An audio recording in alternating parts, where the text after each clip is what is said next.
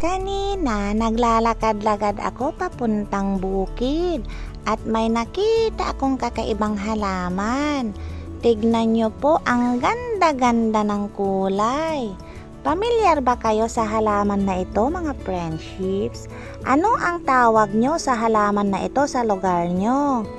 Pamilyar ba kayo dito? Anong pinangtatawag nyo po sa halaman na ito sa lugar nyo? Nakakita na ba kayo na ganitong halaman?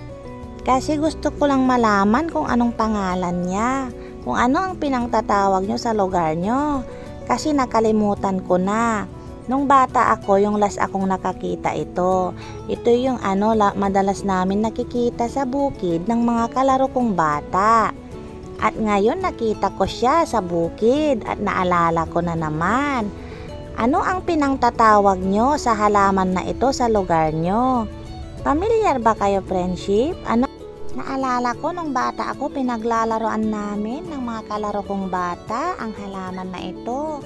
Tignan nyo po, ang ganda-ganda ng kulay niya. Kulay green. Ang sarap-sarap talaga maging bata. Naalala ko yung mga kalaro ko tuloy. Walang kasing saya maging bata, mga friendships. Ano ang pinangtatawag nyo sa halaman na ito sa lugar nyo? Gusto ko lang pong malaman. Kaya naisipan kong videohan at mai-vlogs at maitanong man lang sa inyo kung ano ang pinangtatawag nyo sa halaman na ito. Tignan nyo po, ang ganda-ganda ng kulay niya. Maraming salamat po sa sasagot. Advance thank you po. God bless po. Thank you po. Maraming salamat po sa sasagot. God bless. Bye-bye.